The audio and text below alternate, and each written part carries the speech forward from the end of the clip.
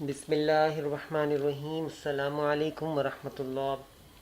معزز ناظرین کرام، عموماً مشاہدے میں آیا ہے کہ مرنے کے بعد میت کی آنکھیں کھلی رہ جاتی ہیں۔ اس حوالے سے سائنسی توضیحات بھی پیش کی جاتی ہیں، تاہم اس سوال کے مرنے کے بعد میت کی آنکھیں کھلی کیوں رہ جاتی ہیں، اس کا جواب دو جہان کے سردار حضور پاک صلی اللہ علیہ وسلم نے دیتے ہوئے رب تعالیٰ کے اس راز سے قیامت تک آنے والے انسانوں کو آگاہ فرما دیا۔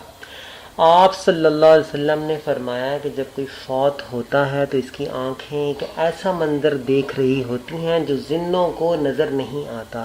احادیث کی مستند کتابوں ابو مسلم ابن ماجہ کی روایت کے مطابق جب صحابی رسول صلی اللہ علیہ وسلم حضرت ابو سلمہ رضی اللہ عنہ کا آخری وقت آیا تو رسول اکرم صلی اللہ علیہ وسلم ان کی عیادت کے لیے تشریف لائے۔ وہ اس وقت نزع کی حالت میں تھے۔ گھر میں افسردگی کا ماحول تھا اور گھر کے ایک گوشے میں خواتین رو رہی تھیں۔ اس موقع پر آپ صلی اللہ علیہ وسلم نے فرمایا، میت کی جان نکل رہی ہوتی ہے تو اس کی نگاہیں پرواز کرنے والی روح کا پیچھا کرتی ہیں۔ تم دیکھتے نہیں کہ آدمی مر جاتا ہے تو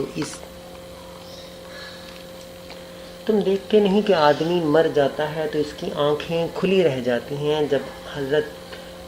جب حضرت ابو سلمہ رضی اللہ عنہ کا دم نکل گیا تو آپ صلی اللہ علیہ وسلم نے دست مبارک سے ان کی آنکھیں بند کر دیں۔ اس موقع پر آپ صلی اللہ علیہ وسلم نے ابو سلمہ رضی اللہ عنہ کے گھر کی خواتین جو رو رہی تھیں ان کو تلقین فرمائی کہ میت پر بین کرتے ہوئے اپنے لیے بد دعا نہیں بلکہ بھلائی کی دعا ہی مانگیں، کیونکہ فرشتے میت اور اس کے اہل خانہ کی دعا یا بد دعا پر آمین کہتے ہیں۔ حضرت ابو سلمہ رضی اللہ عنہ کی وفات پر حضور پاک صلی اللہ علیہ وسلم نے حضرت ابو سلمہ رضی اللہ عنہ کے لیے یوں دعا فرمائی، اے اللہ ابو سلمہ کی مغفرت کر دے، ہدایت یافتہ یعنی اہل جنت میں ان کا درجہ بلند کر دے، پسماندگان میں ان کا قائم مقام ہو جا۔ اے رب العالمین ہماری اور ان کی مغفرت کر دے، قبر میں ان کے لیے کشادگی کر دے اور اسے منور کر دے۔ روایت میں آتا ہے کہ یہ حضرت ابو سلمہ رضی اللہ عنہ ہی تھے جن کی نماز جنازہ کے دوران حضور پاک صلی اللہ علیہ وسلم نے پہلی مرتبہ 9 تکبیریں فرمائیں۔